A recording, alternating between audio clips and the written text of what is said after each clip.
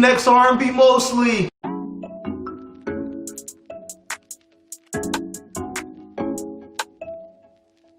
So, what is R&B mostly?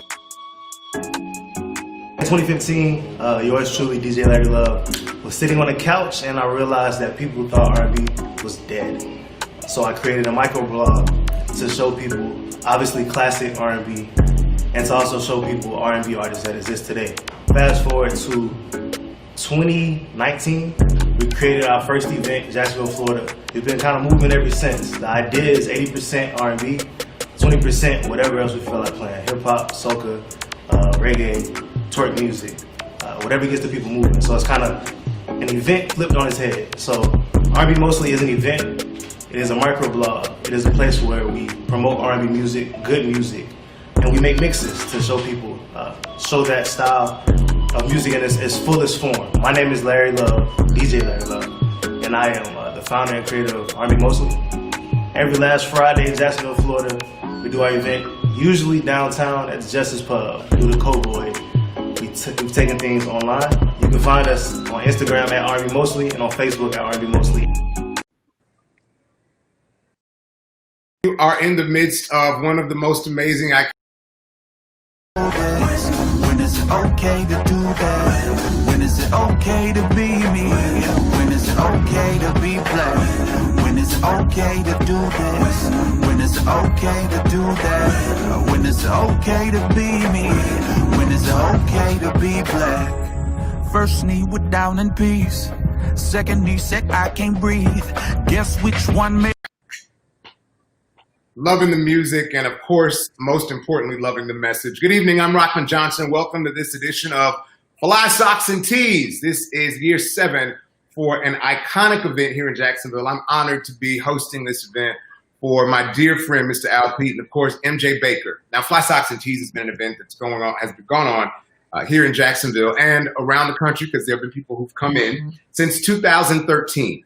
It's a festival of sorts where DJs, creatives, artists come together and they change the scope of what we do in our community. But this year it's different. As you know, COVID-19 came our way, and unfortunately, it shut a lot of things down. But Al Pete, as well as MJ Baker, got together and they thought, what can we do to change the game in the city and to start the conversation for not just music and arts, but also social engagement in the community? So tonight, this is the inaugural Fly Socks and Tees panel, and tonight we'll be discussing activism and social justice in the new millennium. And with that, we have some very important panel members. I'll start out by introducing them. First of all, Jay Harris. He's a pastor, fashion designer, artist, and entrepreneur.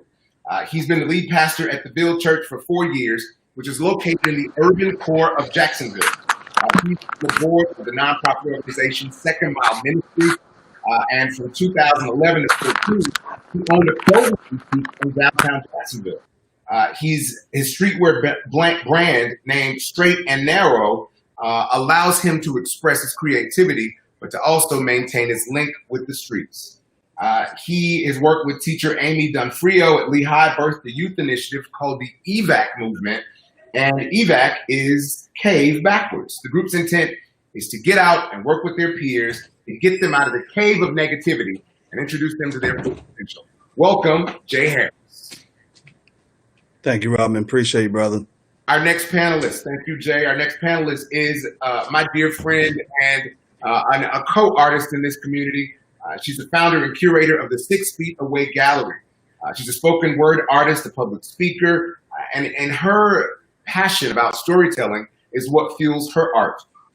She is always talking about issues of medical and maternal concern, and she's a cultural leader through her process as a curator and as a development director of the nonprofit organization Jacksonville Art School.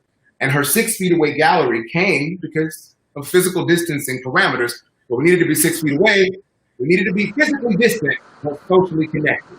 Thus became 6 Feet Away Gallery. Please welcome Shawana Brooks.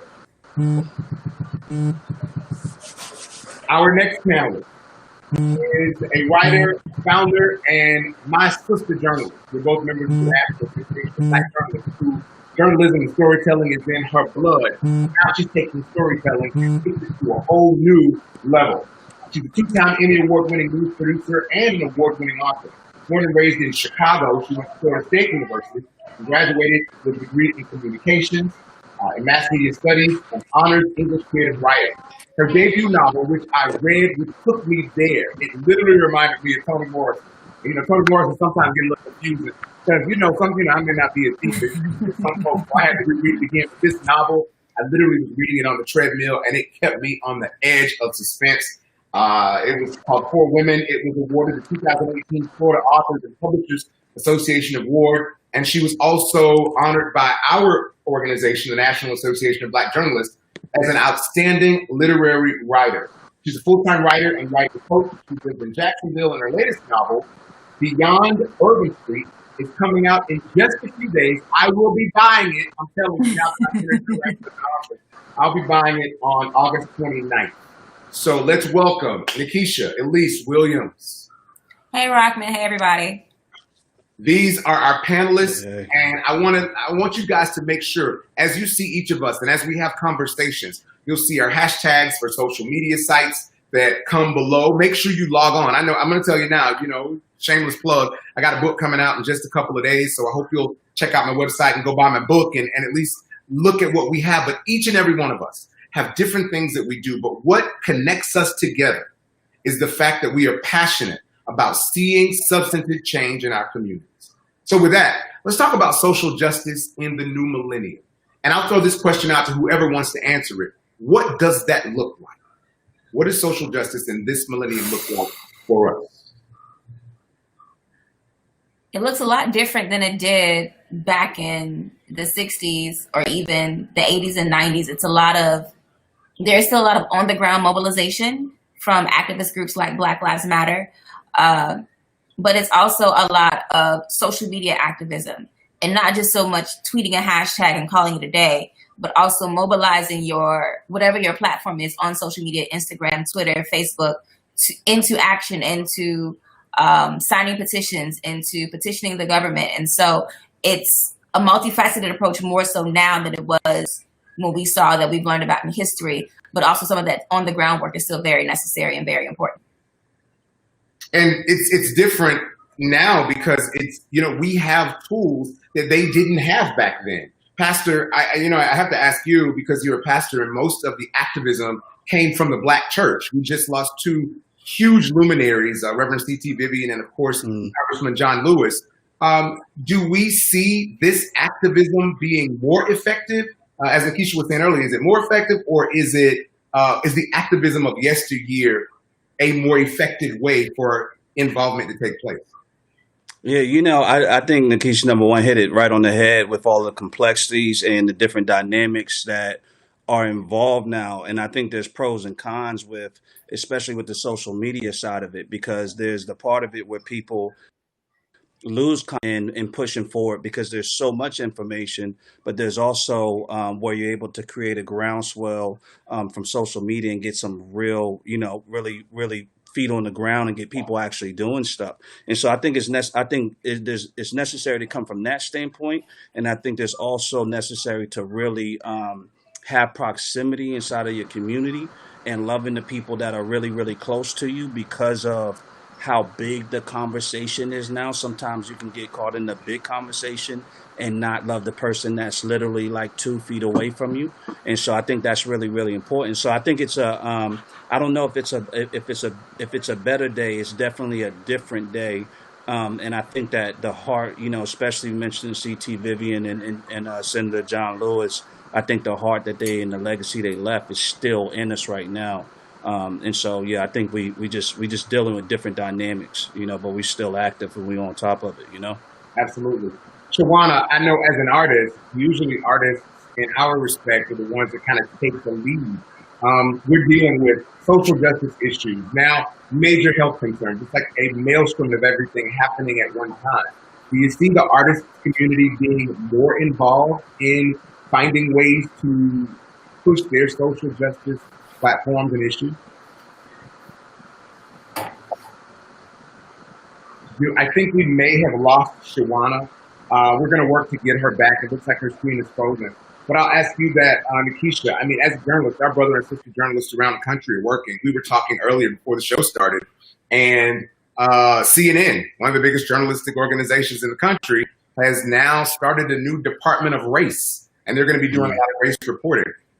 Is it pandering, or is this something that we see as being the new normal and the change we need so that substantive things can happen? It's a step, and it's a step in the right direction. I don't know if I would necessarily say that it's pandering, but I do question, the reactionary culture that we live in. In the wake of the deaths of George Floyd and Ahmaud Arbery and Breonna Taylor, we saw all the protests in March, the Black Lives Matter murals pop up on streets.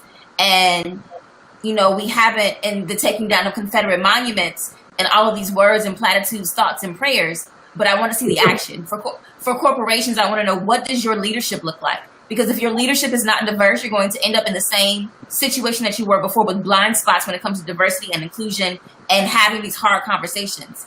What does your staff look like? What is the makeup? So you really have to attack the issue, not just from a reactionary outward approach saying, okay, this is what we're doing, or this is how we feel, or we stand against racism. Those statements are nice, but at the end of the day, those statements aren't saving anybody's life, and they're not changing the systemic institutions of racism and oppression and white supremacy that Black people have been fighting against for 400 years. And so it has to be substantive change. You're right. Did you? And I'm sure, and I got to say it from, even though I know we're talking about social justice, that includes justice of women, not just ethnic minorities, African Americans, but it includes justice as a whole. Did you see the other day? Remember, Roger Ailes they got him out of Fox News, but they didn't get the systemic issues that were happening at Fox News out. And now you have people who have talked about the fact that Fox News is discriminating still against people of color and discriminating still against women. 2 lawsuits were filed this week, I think,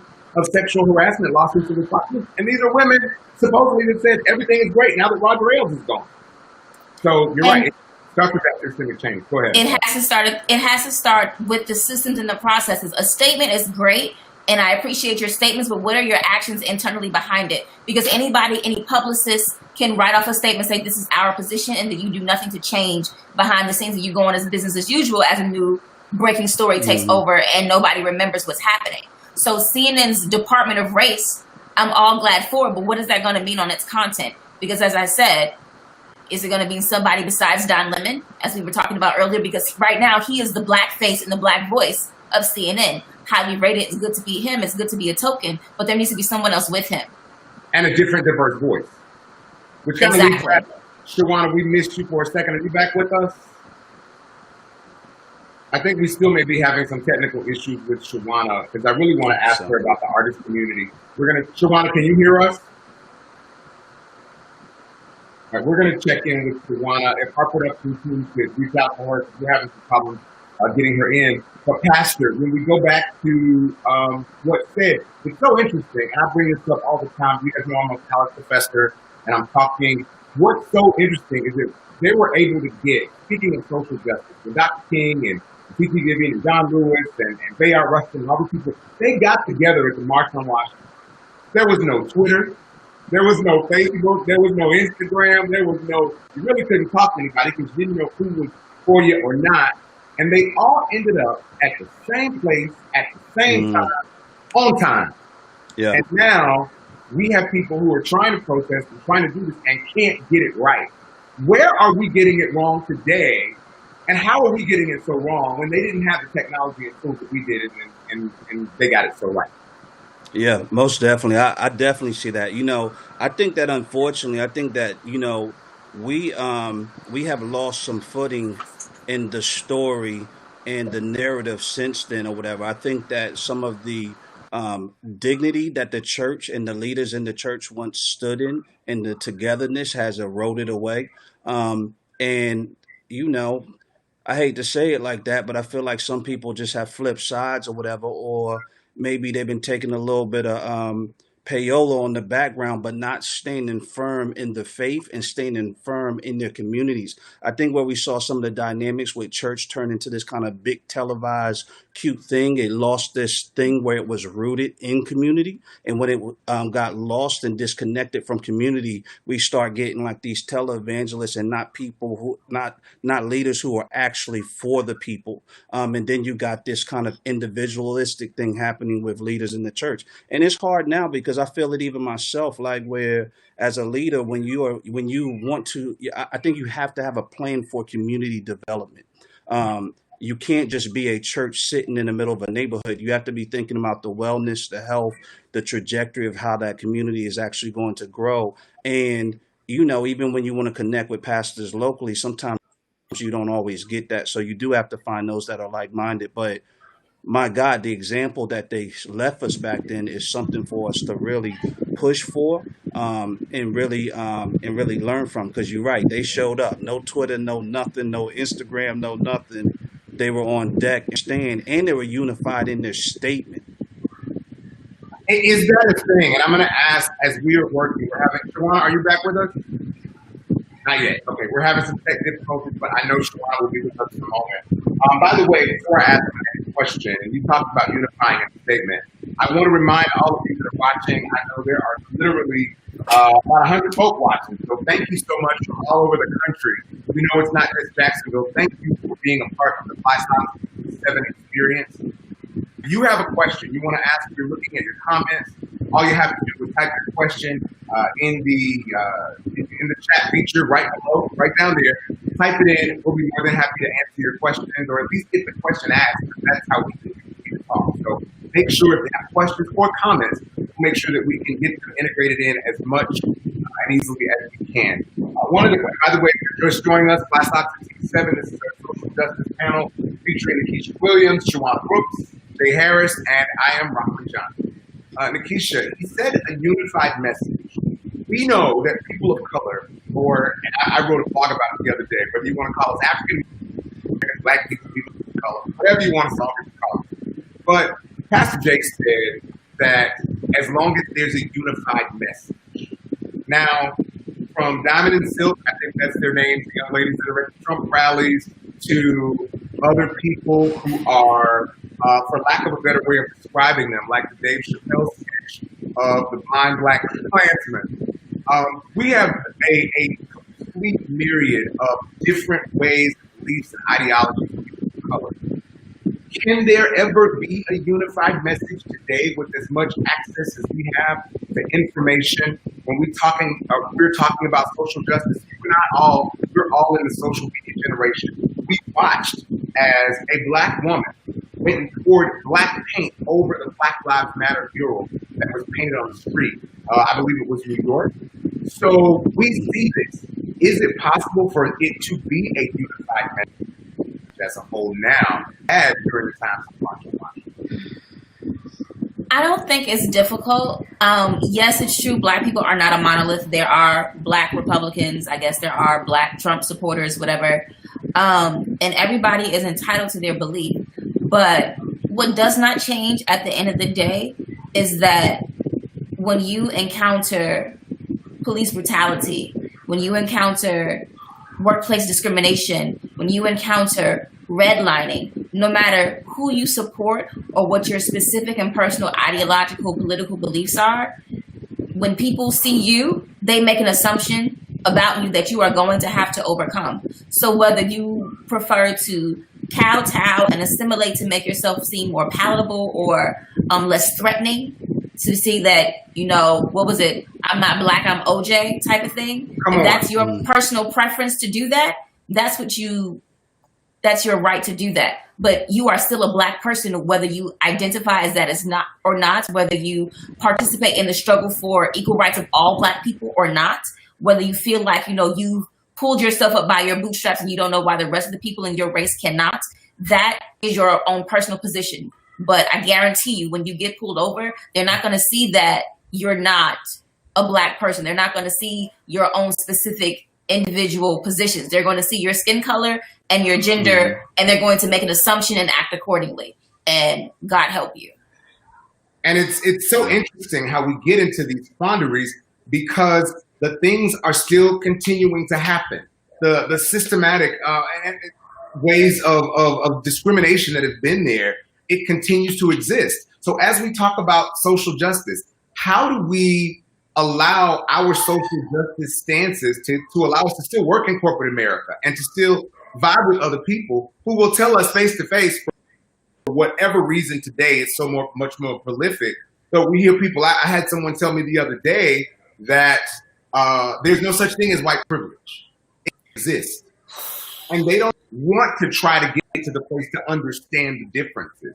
How do we get there? Is there a roadmap? I have my ideas, but what do you think? How do we get there?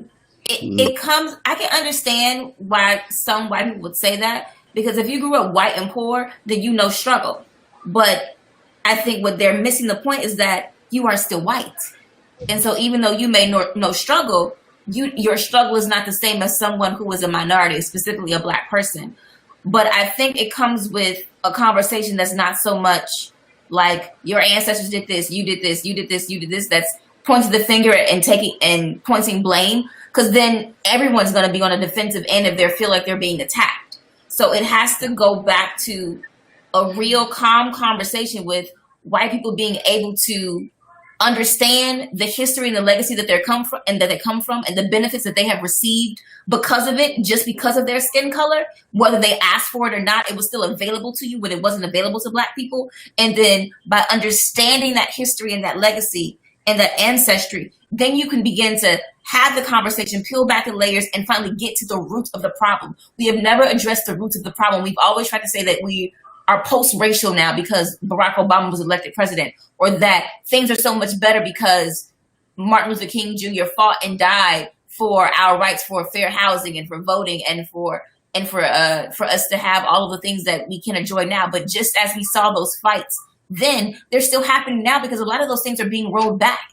And people think that it is okay and that we have come so far, when the reality is that each step of ground that we take, it seems to be taken back once people believe, oh, well, racism isn't a thing anymore.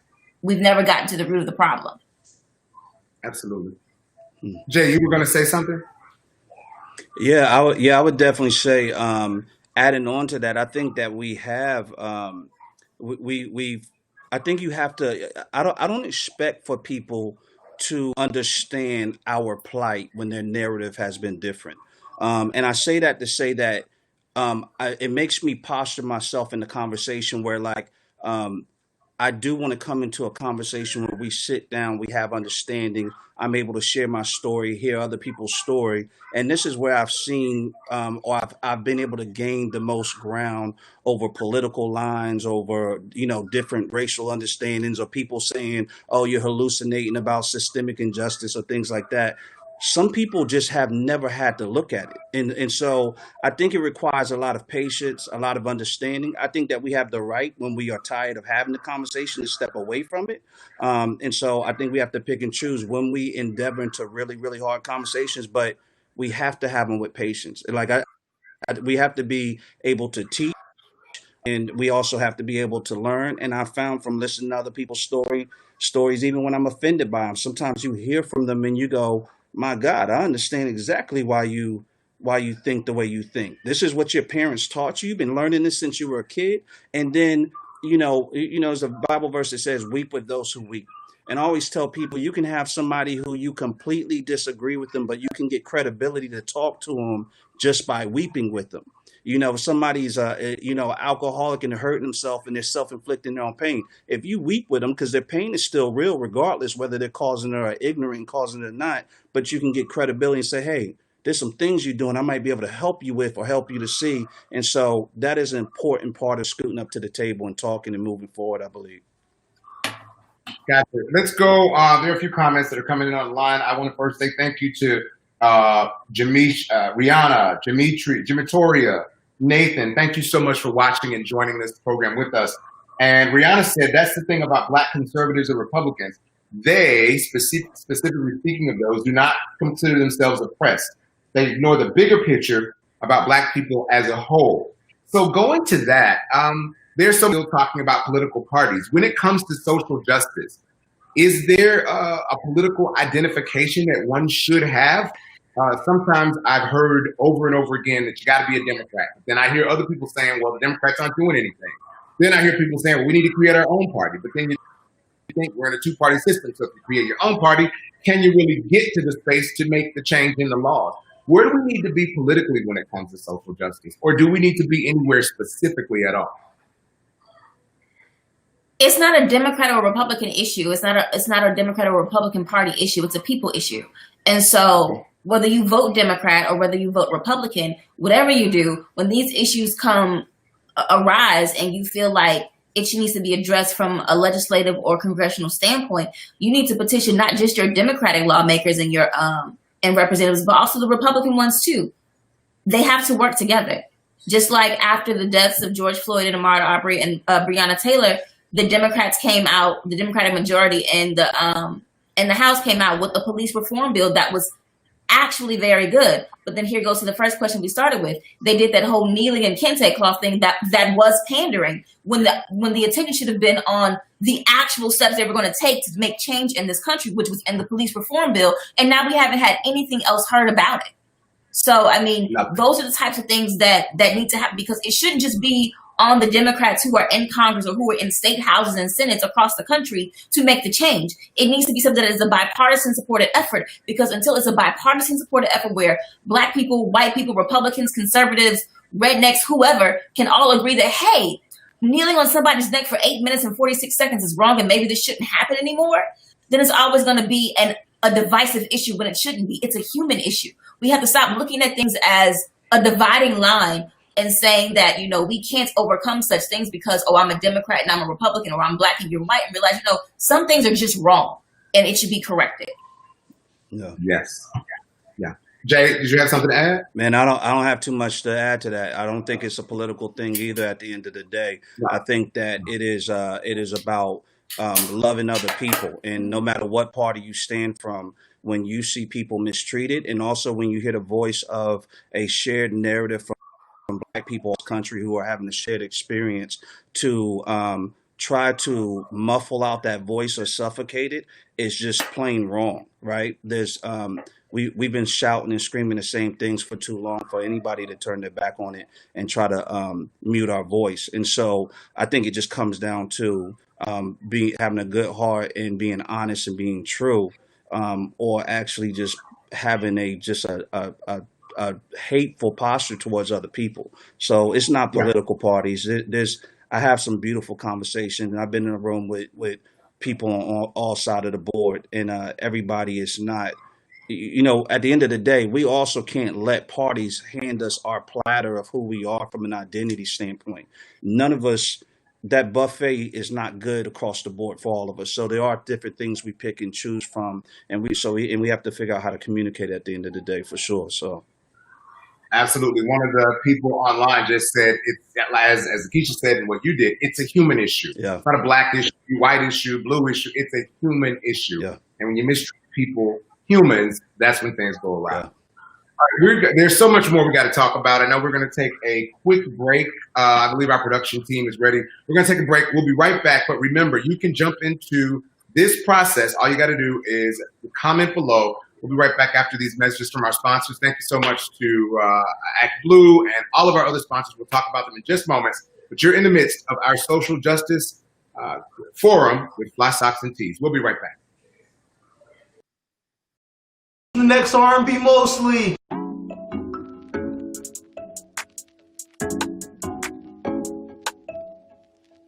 So, what is R&B mostly? In 2015, yours truly, DJ Larry Love, was sitting on a couch, and I realized that people thought R&B was dead. So I created a microblog to show people, obviously classic R&B, and to also show people R&B artists that exist today. Fast forward to 2019, we created our first event, Jacksonville, Florida. We've been kind of moving ever since. The idea is 80% R&B, 20% whatever else we feel like playing. Hip hop, soca, reggae, twerk music, whatever gets the people moving. So it's kind of an event flipped on its head. So R&B mostly is an event. It is a microblog. It is a place where we promote R&B music, good music, and we make mixes to show people, show that style of music in its fullest form. My name is Larry Love, DJ Larry Love, and I am the founder and creator of R&B Mostly. Every last Friday in Jacksonville, Florida, we do our event, usually downtown at the Justice Pub, do the Cowboy. We've taken things online. You can find us on Instagram at R&B Mostly and on Facebook at R&B Mostly. All right, thank Do this. When is it okay to do that? When is it okay to be me? When is it okay to be black? When is it okay to do this? When is it okay to do that? When is it okay to be me? When is it okay to be black? First knee went down in peace. Second knee said I can't breathe. Guess which one made America mad? You guessed it, the first knee. All right, thank you so much for staying with us here at Fly Talk Socks and Tees 7. I can't talk tonight. This is just in breaking news. This came about earlier this afternoon. Some of the protesters, there was a protest in Jacksonville, Florida on May 30th and 31st. Protesters were arrested today. 16 more of the protesters that were arrested. The state attorney here in Jacksonville dropped those charges. Shawana, are you back with us? I think so, right? Can you guys? There you go. There you Yeah. go. We've been trying to get. Woo! There you go. All right, I got some questions for you on the art side, but I guess we'll let it start out with you because I know you're connected on so many realms. First, I think we can all be in agreement that these people were peacefully protesting. I was in the area. I saw them. They weren't doing anything. We all can agree that they shouldn't have been arrested in the first place. But why do you think it's taken so long for the state attorney to drop the charges? And do you think it's, in a way, them trying to intimidate them to keep other people from protesting and forming their way to show their support for social justice today? I mean, what a question to come back to. I'm just saying. So yes, a little bit. I've been following this case, looking at the charges, seeing how you said before, like how things drop and why they don't. And yeah, I do think a lot of that has to do with intimidation, right? Peaceful protests. We all know like a peaceful protest can turn very unpeaceful quickly, depending on the agitators that are around. A lot of times that can be our uniformed officers doing that. And if you're also trying to, set an example to those who do get arrested, and we know again, like the good, Congressman John Lewis, who just died, he said getting that good trouble. He was arrested several times, before things like that happen. So we do have to keep our eye on it. And I think that's also why it's important to vote, vote with your conscience, because putting somebody like the state attorney in office empowers her to be able to do those kind of checks and balances. And we got to have some accountability where it rolls into that situation too. So I think, yeah, it's a myriad of different enablers, but that hopefully doesn't stop those who want to keep going from going forward for us. I want to ask while we have you, because one of the questions I wanted to start out initially with, because you're an artist and you understand the arts community, and usually when justice work starts, it starts with people who are storytellers. Like all of us are artists in some way, whether it's a visual artist or a writer or a visual, like the art that you do, or even a fashion designer. But with what you see, Shawana, and you've been on the, I don't want to call it corporate because I don't want you to beat me up, but you've kind of been on the corporate art side when you were doing curating for the library. You've been in the community art space. Do you see artists responding as they have in the past with saying that we need to rise up and do more? Or are artists more silent today than they were in the past? No, I think artists are still just as loud. And I look at this screen and, I see 3 other artists also in that conversation, right? Like you said before, storytellers.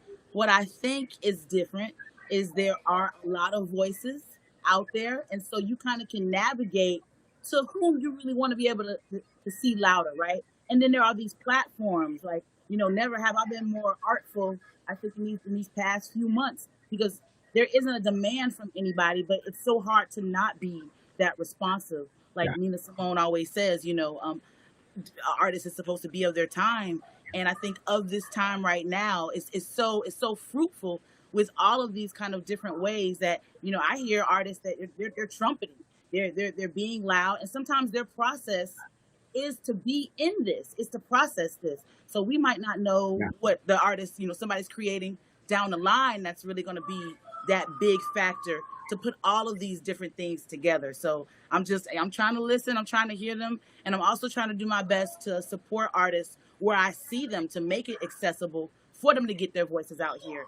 As you know, here in Jacksonville, we don't always have a lot of opportunities that sometimes come back to the artists that need to be a voice right now, right?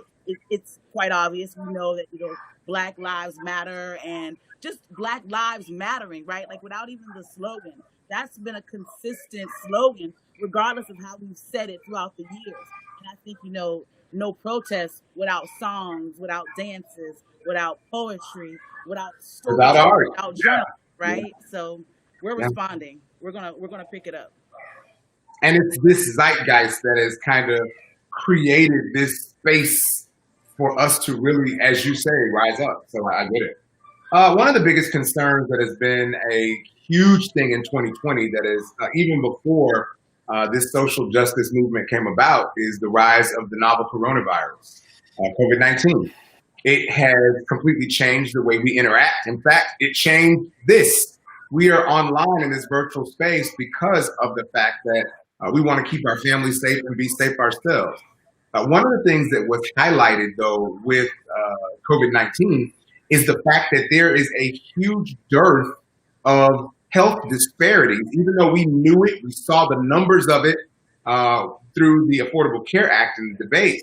There's a huge dearth of healthcare disparities when it comes to the fact that people of color have many more underlying health conditions, because for years we weren't able to go to the doctors. We couldn't afford insurance and those kind of things. So now when you have this pandemic that is gripping and changing all of our lives, we end up in this space where we see many of our friends and loved ones. They don't even have the opportunity to fight because those underlying health conditions don't allow them to have the fight within them. So I ask, how do we find ways to decide to deal with some of those specific issues that have systematically kept people of color down, like healthcare? How do we deal with that? Healthcare is an institution that has been corrupted by racism just as any other institution has.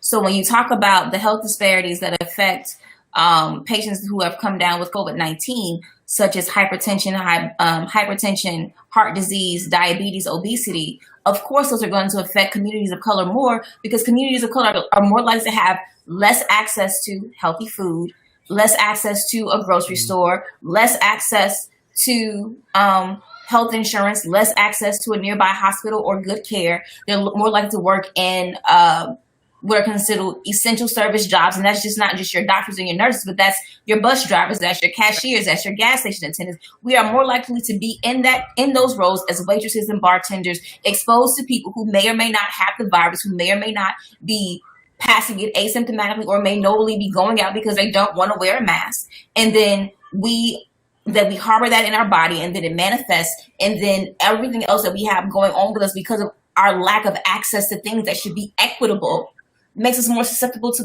one of the most deadly pandemics that we've seen in our lifetime. So that's another system, the healthcare system, that has been corrupted by racism, that needs to be rooted at the head. Gotcha. Before we move on, I do want to get your comments. We do have some people weighing in online. Thank you so much, Willetta, Troy, Yvonne Blackington, and Miss Yvonne, Gwendolyn Takeall. One of the comments that was said, though, I think people forget that the Africans at the time were considered property, so there was no humanity. There was no need to have humanity. This is from Dr. Kevin Marks. And that humanity, or lack thereof, is what caused people not to value individuals, and bit by bit, generation by generation, it continued. What else do we want to say? I want to get that in because I thought that was a pretty key point. But what do you guys think about, again, healthcare disparity? Pastor, I know you see it in your church all the time with people, especially a lot more, usually older people attend church. In the community, we see that the COVID-19 coronavirus has really worked to highlight these problems with people of color, older Americans. What say you? Yeah, so I think Nikesha hit it dead on the head with all of the issues that we the reason why we see these disparities and how long they've actually been in place. I think the fact that it's been highlighted so much in the middle of COVID, it points us to an opportunity to really push the fact that health is so important, especially for our communities. And I think that we can start with that with our family and our churches or whatever. But Rahman, I even see you, even from a social media standpoint, how you use it to promote caring for your body, caring for your health, the way we eat.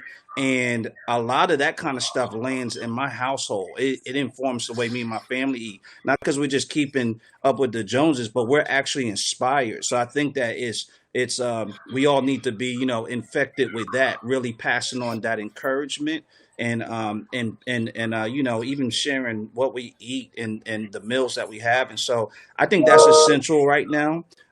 In the way we're able to actually begin to change the swirl in our culture, around the way we eat, around the way we take care of ourselves, around the way we exercise, and that's huge. And then on top of that, you just have people who are inside of a food desert or economically can't even get groceries. You understand? So when we're doing food drives, there's always that reality where I look up and it's black, white, Hispanic, Asian, everybody you can think of standing in line, elderly, vets, and it makes the world slow down for me, because I'm like, we got all this tension and everything else, but there's people who are they just need something to actually eat. So us serving each other by feeding each other a meal is a big deal, where we're able to help our communities also. So, Shawana, I know for you, it hits home to talk about the medical. I'm not to say something that you haven't shared with the world. I thank you for sharing your journey through your pregnancy and your baby. Each day by day, we were all following it, saying like, okay, how's he doing today? What's going on with the little guy? And, healthcare is something that, had you not had adequate healthcare, who knows what would have happened. Thank God you did. Where do you see we stand on that with health, especially you having come through this difficult pregnancy and having to deal with that situation with the baby, being ill when he got here? I mean, I love that you asked that. I mean, you health disparities, yeah, they hit so close to home. What I thought was so interesting, right? Like, y'all remember in the beginning, it was like black people was magical. We couldn't even get COVID. It was like, black folks not getting COVID, we immune. Then next thing you know, we're going to blame all the black people for getting COVID. Like, why y'all out here catching COVID? You ain't wearing masks. I mean, like, you went from you couldn't get it to being blamed for it. And then we're still sitting, as you said before, in the nexus of those same health disparities. Most things haven't changed for black citizens where it comes to that. The accessibility to green spaces. Yes, I had health care at that time. I don't have health care anymore, because I chose to go work at a specific place where I was really impassioned to what they were doing. But they're a startup. So right now, they don't have health care to offer to all of the associates, So I'm at risk. I'm dodging, I'm ducking, I'm mask wearing, preventing with the baby, because, all of those things are unknown. But I think we forget, because sometimes we're on the other side of what those things look like, how scary it was when it was in the beginning, right? Like, we don't know anything right now. We're literally only like 5 months into this global crisis that we got to look out for our grandmothers. We got to look out for our vets. And we're doing that, right? Which is also so shocking when you see other well-off nations really looking at how it can take care of each of its citizens. And you have the United States just looking at here like, what? Y'all got it, right? Like, like the pastor said, they're taking on that responsibility. And surely we should, we should be looking out for our neighbors. But shouldn't we be expecting a little bit more when something like this does hit everybody in the same boat? Yes, those medical disparities are just clobbering right now and showing up in all the gaps. But if we don't start employing more black doctors, employing more black nurses, employing more black medical researchers, employing more black people across all of those fields, who, like the young man who wrote, I believe he wrote like a thing for COVID to show how it shows up on darker black skin. We need those kind of professionals in the room. It's not to say that things are different. It's just to always have a line of sight. So I always encourage you, do what you can. But I totally believe that we've got to do a lot better and demanding for healthcare for all. It's no reason I should be scared to have another child or to get COVID because I can't go and get any kind of. In the most industrialized country in the world. It's a basic need. It's a basic need. I have some friends in, they couldn't believe it. I have some friends in the United Kingdom. And one of my friends from the UK called me and he was shocked that there were people in the United States who were protesting about wearing masks. He was like, he's like, well, man, are you serious? Are you serious right now? Like, he could not believe that we are protesting trying to be healthy. And all I could do was sit on the phone and be like, well, yeah. And it was, to me, disrespectful. I'm sure y'all are, you may not challenge me if you don't feel the same way, but I was in San Marco and I saw some women holding up a sign, and this really just got to me. We are just off the death of George Floyd, where this man, knee on neck, killed in front of our faces. And his last words were, "I can't breathe." And I saw someone in San Marco literally holding up a sign with a picture of a mask that said, "No, I can't breathe." That's what you marinate on that for me. And it was just disrespectful to me. Because of the mask that could save your life and save your grandma's life or whatever, but I can't breathe. I don't get it. I just do not get it. I digress. There's a quick question or a comment that came on. I think it's one of the great ones that I have some other comments we'll be getting to. This comment is from Nathan Alexander. What would you suggest that white people do to help bring on social justice? If you could pick one social group in Jacksonville, like what could white people do that could get out there and put them on the front lines? Also, there's a follow-up. If you could pick one social group in Jacksonville that you think could help the most to bring social justice, what would that group be? So if it's Urban League, NAACP, what is the group? Good question. Thank you so much. That comes from Nathan Alexander. I'll lead that off, right? What can white people do? What can white people do? What can white people do that white people haven't accomplished for decades and centuries? They've been proprietors. They've been, seafaring individuals. They literally invented a race that doesn't exist. There is no white land. There's no place that white people come from that is like whiteness, Europe, whiteness, China, right? Like white people are capable of so many things. So when people start to ask me, like, what can white people do to help? I'm always like, what can white people do to help? They can do everything to help because it literally is them who created this system of oppression that benefits them at each and every level, whether they recognize that privilege or not. It's so intrinsic in the way that they network. It's intrinsic in the way that they think about their legacy. It's intrinsic in the way that they build. What I think white people can do is get out the way and let more black people and people of color and brown and indigenous biofield people to do that work themselves, right? It's gonna be a hard ego check because there's a lot of well-meaning white folks out there. I love them. I'm friends with them. I eat bread. We talk all the time. What can they do? And I'm almost really honest about that. If you're really ready to do something, if you're really ready to put your anti-racism ways, you've got to look at every structure and level of which whiteness enters into your very being, and you have to combat that. That is their work. While you're doing that work, provide the resources that you all know you have access to within those media networks, and then push them back. Because I do think we keep looking for a savior. We want another Martin Luther King, we know another Malcolm X, another Grand Spirit, another Fannie Mae Hammer, another, another somebody, right? But nobody's coming to save us. That saviorism is in each of us within our collective. We've got to come back to our grand collective and do our work. Why white folks work out, why they need there to be black people in the first place, right? Why do they keep needing this opposite of someone to value their hierarchy?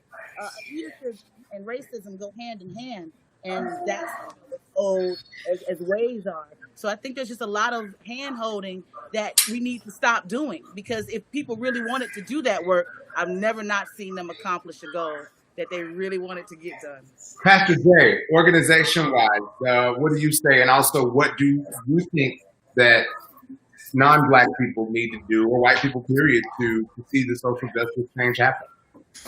Yeah, I think of course, conversations need to happen, but I think those conversations need to be really a lot less talking. So maybe not conversation, but listening. And then I think people need to venture outside of their bubble to have their paradigm rocked a little bit. A lot of the good testimonies that I would have about seeing people, white people, make great steps in becoming advocates or allies, so to speak, has looked like them leaving outside of their space and letting their knowledge, their understanding, and what they think is right. They found out that up is down somewhere else and down is up, and so I think that has to happen, and they have to listen. And I think that's where we have to start. But white people, their narrative, the privilege that they live in lets them live in a is so different from ours. So I believe that it starts with having that really upset. And the reason I think that has to be upset because like Shawana said, there's a lot of well-meaning people that actually have a heart and maybe want to help, but their help ends up actually hurting until they become educated or gain more wisdom and knowledge. And I think that you gain that by not talking and just listening, coming outside of your bubble. And so I think it starts like that. I think that's where white people need to start. That might be volunteering inside of a community that's different than theirs. It may be, I tell a lot of white people in my church, I'm like, if because they're like, oh, I have Black friends. I'm like, have you ever asked one of your Black friends how they actually feel about you in your presence, and then told them to just go? Like, they may tolerate you, they may even love you and be merciful to you, but have you ever opened the door for them to say, hey, when I'm around you, you talk over me, you move past me, everything you like, and I still have loved you despite that, but we would be way more closer and can do so much more if I actually had an open door to tell you about when you're actually hurting me. Then I would believe we're really good friends, and then you could actually come on this journey with me and we could do this together. Those kind of conversations are necessary as well. And I think that relationship aspect is really big, is part of it. So Grow and build teams.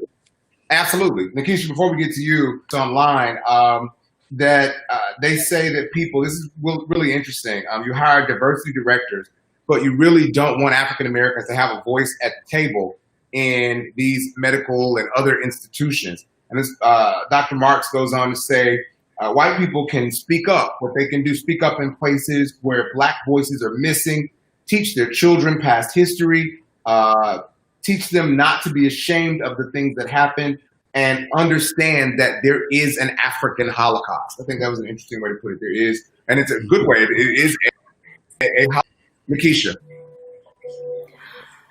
While white people can speak up and use their voices and use their privilege to our advantage, they are still going to be blinders because they do not have the lived experience of what it means to be a Black person in this country, in this body, in this skin, and in this world. So as much as your advocacy and allyship is needed and necessary, in this time, if you're asking Black people, what do we need you to do? Before you can become an ally or an advocate, you have to listen to understand what the issues are. You can't advocate from your own perspective and your own ignorance because you're going to have a blind spot. You're going to have a bias, even if you don't recognize it.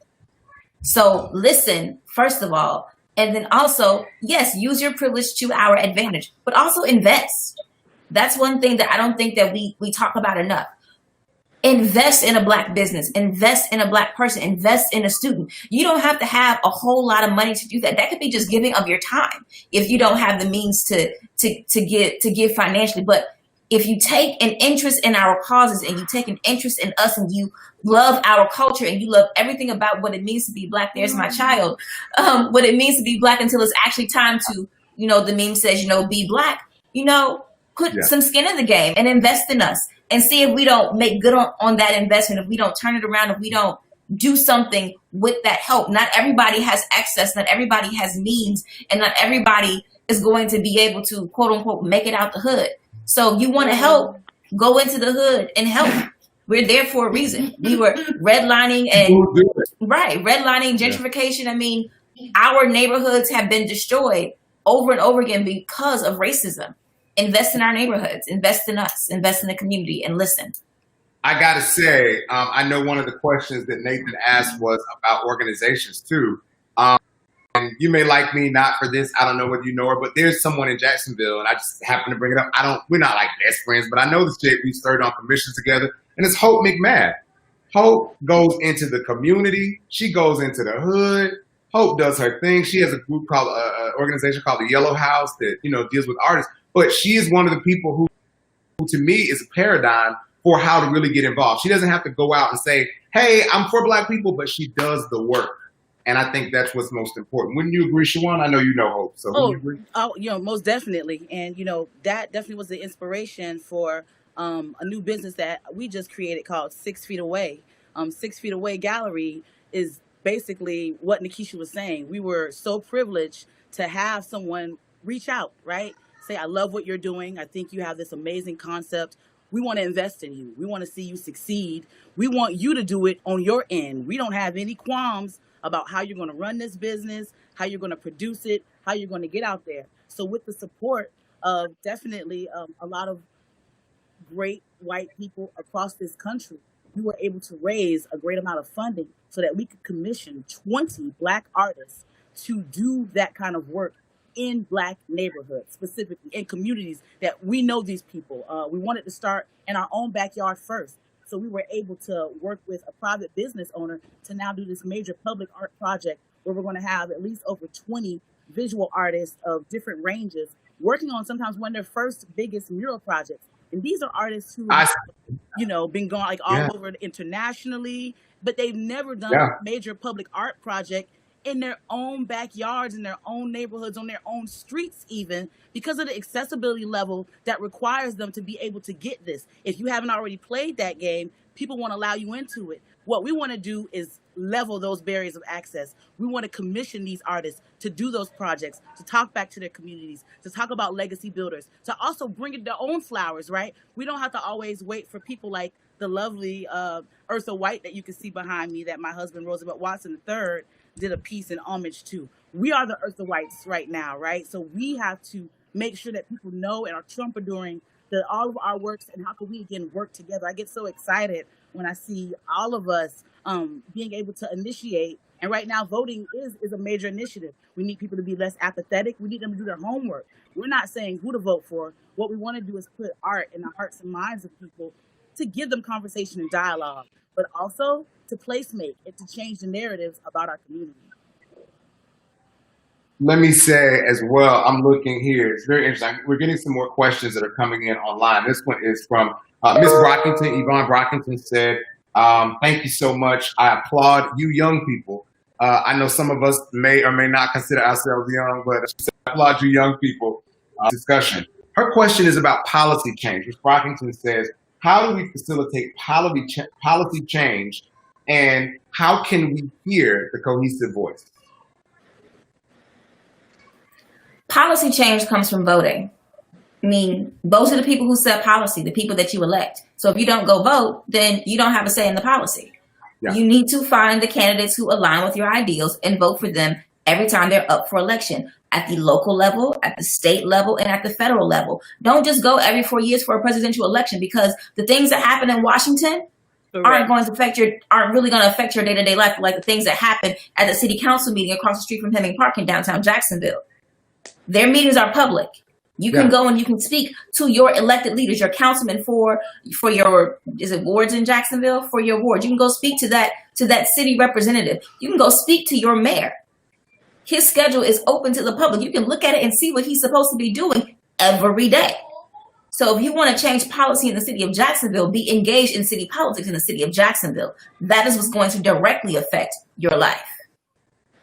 Ooh, I couldn't agree with her more. All of that is so necessary. I tell people all the time, we try to play politics, but everything is political. And you need to be engaged when these meetings are happening. This is how you lose out on certain community centers. It's how we lose dollars for our parks. It's how you don't get your road fixed. You don't know your council person. You're not emailing them. You're not getting in a relationship. Like you said before, I work for the city. So I would literally just walk over there to hear a public meeting. My ears would be burning with the information. But as a city employee, There were things that I could not say in a public setting. And you would just be looking because there was no one there to hear that information, to bring it back to the community members. So by the time we do hear about it in the media, in journalism, you're already, it's too late. It's too late. They're just advising you. You missed every meeting. You missed every public way to be, in commentary. And if we really want to change policy making, we've got to come up and set some of our own policies. I think, again, I love what we're doing with marching and protesting and being actionable. But at the end of the day, when we come back to want to vote, what accountability do we want certain politicians to have when we don't even have a long laundry list of what those demands are? Yeah. If you're holding somebody at ransom, you need to ask them for what you're looking for. I think also I want to jump in. There's another comment online from Rihanna who said, I think this is so key. She said, first, check your privilege. Asking the question, what can white people do? Check your privilege. Be ready for your feelings to be hurt. Don't look to be a savior. Anti-racism is not a feel-good journey. It is a continuous fight that you must be invested in. Yes, be ready again to get your feelings hurt. That's a good one, because sometimes when you are doing this work, it is the sausage-making process, for lack of a better term. It's not pretty, but you have to be open and honest. That's the only way we move forward. Pastor Jay, did you have something to add organization-wise too? I didn't hear. I know one of the organizations that was mentioned was the Northeast Florida Community Action Agency. Are there other organizations that people who are interested in social justice work? Of course, 60 Gallery. Yes, 60 Gallery. Of course, I know that's another to push art and voting, but are there other organizations? That's what people want to know. Yeah, most definitely. I mean, I think there's a lot of amazing organizations in the city. I mean, for me, a lot of the work I've been doing has been from a mentor standpoint with EVAC, also with the nonprofit that's in Brentwood, Second Mile. We work closely. I'm on their board and have just been there to serve for years. And I think, just from, being a pastor with a church, that's one of our things. It's like, how do we use the momentum and the power and the energy of the church, not to always try to create something new, but to actually go serve what already exists in the community. So that's the way that I actually try to lead my people. How do we actually, if somebody's washing feet somewhere, how do we show up and go help out with that? Or and how do we have our face in the place? And so we try to be in the middle of the community or whatever. If Shawana's doing something, I'm trying to roll up and be a part of that thing and come see it. You know what I'm saying? And so that kind of thing, staying in the mix. But there's a lot of organizations. So I want to ask Nikesha, I'm going to put you on the spot. So I cannot tell you how many times, and I do somewhat of a defense, so I may jump in and comment rather than being a host or moderator. I can't tell you how many times I hear people talk about the media.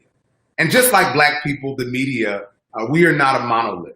I am very proud of my lineage in storytelling and the fact that I've learned to be a good storyteller, and like you have won awards and have been a storyteller all of my life, whether I'm in front of a classroom or on TV anchoring the news or radio or whatever. I think it's a privilege to be able to tell these stories. But I can't tell you the amount of conspiracy theories, of trash I hear about the media. The media's not doing this. The media's not doing that. They're against us. They're showing us this. They're showing us that way. What can people who are involved in the social justice movement do to use the media effectively for themselves, number one? And number two, is it what I was taught in my day was you don't argue with people, you find a way to use them, but you don't pick an argument with somebody that buys ink by the barrel and paper by the pound. That was the old school way of doing it on print papers like that anymore. But what can people do, and should they really be picking a fight with a group that could really help get the word out? What do you think about, and now it's easier for you to answer that because that's not your everyday anymore. We both stepped away from that. Yeah, I no longer walk into Jacksonville newsrooms with a job to do. The media, it's first of all, you have to think about what media are you talking about, because media is a plural word. So which medium are you referring to? Are you referring to television? Are you referring to print? Are you referring to radio? Are you referring to online journalism, which is not always journalism? Every blog you read is not a trained journalist or reporter who is qualified to give you your facts and your information. Anybody can get a WordPress domain and put up a site and start putting stuff on it that they think and call it journalism and call it media. Now, that's where you get your facts, and that's your fault. But to use the media and to discern what is real from what is fake, or what's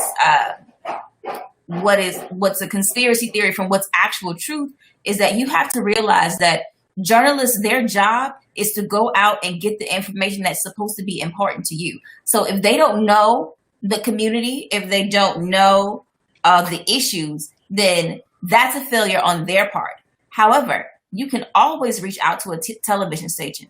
You don't know how many calls I have taken from viewers or just random people who saw a story and had questions about it, or emailed them. If you engage with the media, they will engage with you. If you have a story that you want to get out, if you have a point that you want to articulate, I can't guarantee you that it will automatically be a story above the fold or be the first story in a newscast. But if you engage, somebody may engage with you.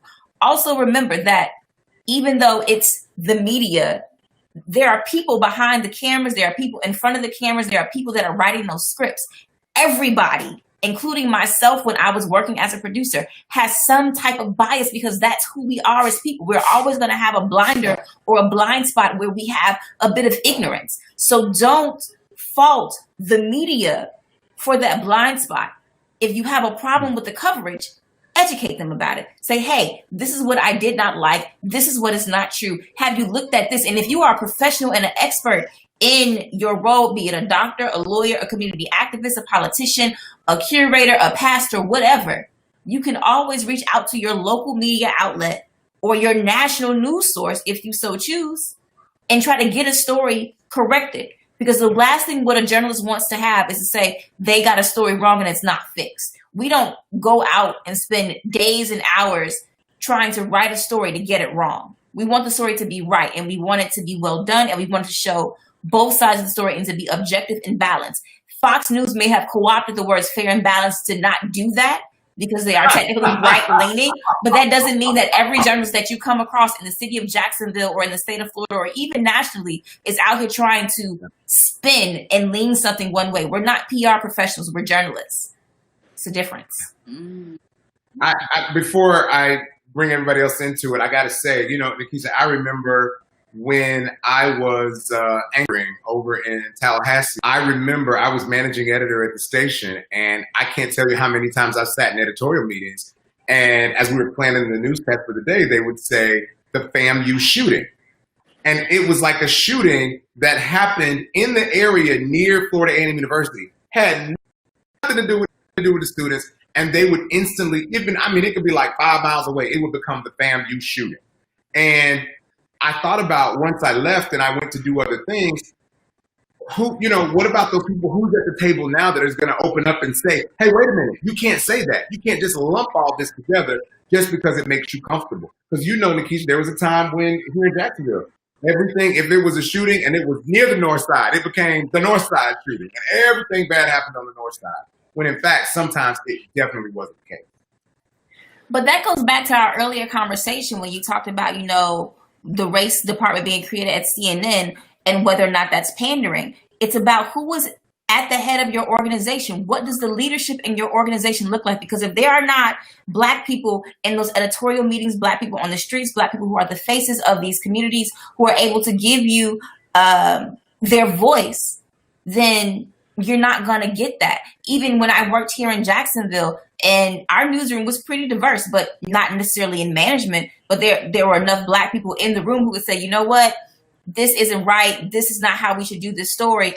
Why is this even a story? You've got to go beyond race. You've got to go beyond, oh, that's the dangerous part of the side because that's the north side, or that's the east side, or that's the west side, and just make these blanket assumptions. But that can only come when your leadership reflects the community in your organization and your business.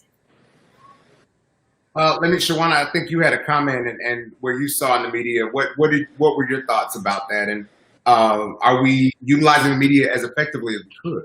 I think you make a great point, right? And so does Nikesha. This is all about relationships. So early in my career, I made it my business. I made it my damnedest business to go out there and to befriend those journalists, those media contacts, whether they were on TV, whether they were in print, whether they were in radio. It was just first getting to know them so that you can definitely pitch them a story. I think people forget a lot of times you get to be the orator within that story. Certainly, you want the utilization of that face or of that other promotion to get you out there. And this is why I've had, I think great success with working with the media. Like 6 Feet Away Gallery was mentioned nationally on NPR Morning News. That was a huge get.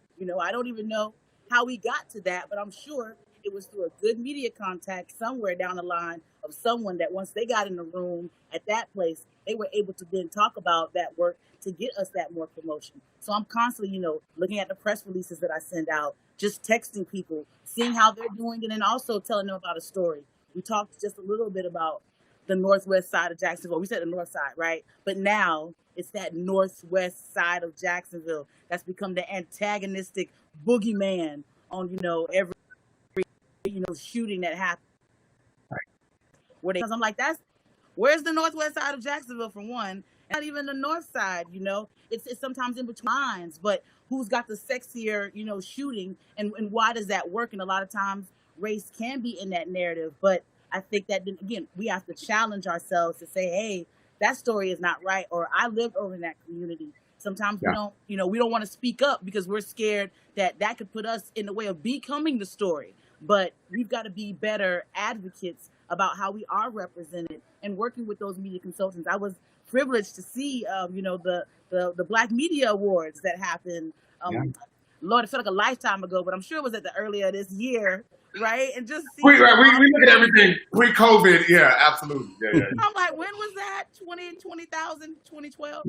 But literally, I think it was like in January or February. No, it was like March, right? But that was so exciting to see those journalists, their peers, their other comrades, and them being able to talk to one another outside of their specific mediums. We have to support them if we also want to be able to get our stories told as well. That's the legacy. I want people to be able to research and see from that news story that was that was promoted before. Gotcha.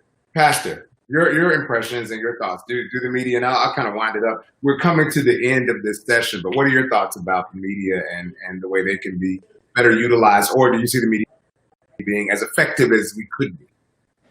Yeah, I think I think that those relationships are important. I think Nikesha, what she said is extremely powerful.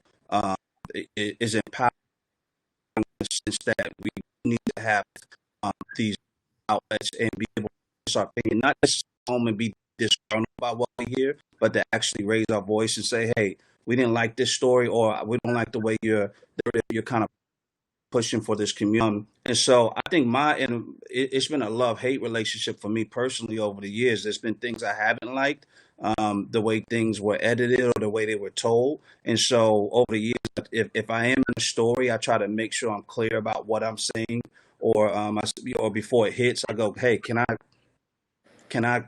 change that right there? Or can you make sure it's like this so it's understood? So I believe that relationship does have to be intimate in a very big way. And I think also storytellers in our city, this is why their voices are so important, because it also is another media outlet, another medium that is telling the story of the community.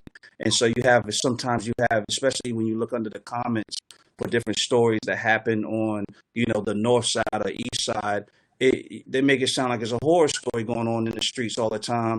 But when you hear these voices and storytellers in our city, and they're talking about how beautiful the community is and the experience they're having in the community, the way they're beautifying the community, I think that energy is super, super important. So I think we need more of that right there. So. Gotcha. I want to share something I see online. Ken Covington said, the Black Commission is a group engaged in writing policy. The Black Commission has written policy submitted to the sheriff, the mayor, and the city council. So there are groups that are doing it.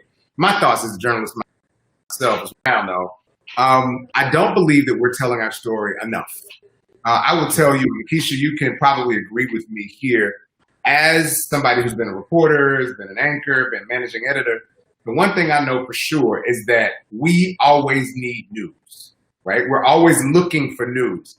And if you give us as much information as you can, Nikesha said it so eloquently earlier, if you give us the information, we're going to make sure it gets out. And if it's a unique story, we want to see the story. We want to tell the story. That's what journalism is about. The majority of journalists, and I'm excluding certain ones, certain networks that we talked about earlier, but the majority of the journalists that are there, those journalists are really committed and dedicated to creating and telling great stories. That's what it's all about. So get your stories out there. Finally get your stories out there. All right, we're going to wind up. We'll start out with you, Shawana, since we had a little issue with you in the beginning. Your final thoughts, social justice today, what to get it where it needs to be. Your final thoughts. Again, social justice, I think, is this. It's another buzzword, right? We know what social justice is. We know a little bit what that looks like. We've been trying to do that work so often. But here in Jacksonville, I find, again, people are scared of that word and what it means and how they now have to interact differently because we're bringing up social justice in a room. But social justice, again, is just that, is social. So I think it's so important how we are figuring out what I think is beyond a normal. It's a new way of living, of being, of communicating, of socializing. Social justice has to be at the forefront, and we've got to do better, as we've all been saying, at navigating what those stories can be. Because it's fly socks and tees. And whoever knows me knows I'm not down for wearing too many tees, but I wore it. Hello. Right? Like I wore a tee, and I'm gonna try to stand up so y'all can kind of read it. But it's like, have a dream, know your history, right? So many of us don't know our history, which is why these dreams don't feel as solidified. But nobody's waiting for us. Nobody's coming for us. This action, this time, this moment of creation, we all get to be carriers of this new existence. I always say, when you're ready for a new future, what does that look like? If we're also still taking so much time within the distraction to sit on the nexus of our trauma, when we come out of it, we're not going to know what to do with ourselves because we haven't set ourselves up for success. So, thank you to groups like the Black Commission who have been doing that work, who have been creating agendas, things that we can line up with. And then let's check our egos at the door, because we all win when we all win. There's nothing that I'm not personally out here doing that I'm not trying to say this could benefit the greater community. So I think play your part, be an activist, but also be an accomplice. That's the better word to me. I want somebody who's ready to ride or die and get in there with me. When we ready to move, is you ready to move? Is you ready to go? If not, get out the way. So we need more accomplices in this social justice work. We need more people to say that in their descriptions. When they're talking about their policies and their organizations, it needs to be clear about what we're defining. And so let's also be scared of stop saying Black, because there's nothing wrong with it. It's beautiful. I love it. Or African American, or people of color, all that, because it's all me, and Whatever I love melanated you. Baby, that's what it is. Pastor Jay, final thoughts. Yeah, let me show my shirt real quick. Everybody versus injustice. You know what I'm saying? So my final thoughts of this right here is number one, I say that God hates injustice. So I would tell people to be very angry about it. Don't settle for being nonchalant in your posture or whatever. Look deeply into what it is, even though it's ugly and it's grievous to see the brokenness inside of the world, inside of our systems. But take a look at it and let it do what it does, and to respond with a righteous anger towards it. I would also say for people to love their neighbor well. For people who are like, I don't know where to jump in that, start with just loving your neighbor or the people who are in proximity to you very, very well, and start living out justice in that closeness, and then let it kind of go forward from there. And so I think that's super, super huge for us. But we need to be infuriated by some of the things that are happening, a lot of the things that are happening, and let it push us to actually move and do things. And I would also say this in just closing quickly, like, you can't show up everywhere. You can't be at everything. And I think people should not be condemned by the fact that they can't be a part of everything. But you look at this panel, you look at Fly Socks and Tees, you look at Shawana, You look at Nikesha, Rahman, you have people who care about social justice from coming from different angles and are using their voice and, in word and in deed in different respective places from different angles. And we need people working in the places that they're situated in, whatever, the context that actually is. And so I just encourage people in that right there. So. Absolutely. And finally, Nikesha. I'll keep it short, and just that there is no such thing as justice unless everybody who is governed under that justice system and that system and rule of law can use it equally and benefit from it equally. There is no such thing as justice if the justice system itself discriminates. And so to that end, I think that, social justice is going to look different for every person. Everybody's not going to run for office and be policymakers. Everybody's not going to join a think tank. Everybody's not going to create a social justice minded art gallery. Everybody's not going to write books or be or pastor a congregation or speak truth to power as a journalist. But there is always something that you can do as an individual, no matter what your day job is, no matter what your personal feelings are, to contribute to the movements for equal justice for all. And you just have to find what that is in your niche and rock with it. And that's how we move the needle forward. And that's how we close the gap that we've been experiencing for so long. Absolutely. Thank you so much, Ms. Williams, Ms. Brooks, Dr. J. This has been an exciting and unique first time that Fly Socks and Tees has done. It will not be the last. You can find information about all of us, our websites, our social media handles, all of that on Mr. Peterson. You can go look that up on social media. Some of you may have joined us from our personal pages. You can go to, again, Fly Socks and Tees or Mr. Peterson's Neighborhood and get all of the details. The lineup is crazy. It goes on for days and days. Random Thoughts of Rain coming up next. DJ sets by DJ Larry Love. Of course, Mr. Al Pete. We're streaming on Facebook, on YouTube, on Twitch, on Twitter/Periscope, all the way until the 24th. So please join, to the 5th. So please join in and be a part of this. If this is your first time, trust me, this will not be your last. Thank you for being here. And again, we want to remind you, when social justice comes, these are the words of Dr. Martin Luther King Jr. If there is injustice anywhere, there is injustice everywhere. So make sure you do your part. I'm Rahman Johnson. Have a good night. Thank you for being here. Good night, everybody.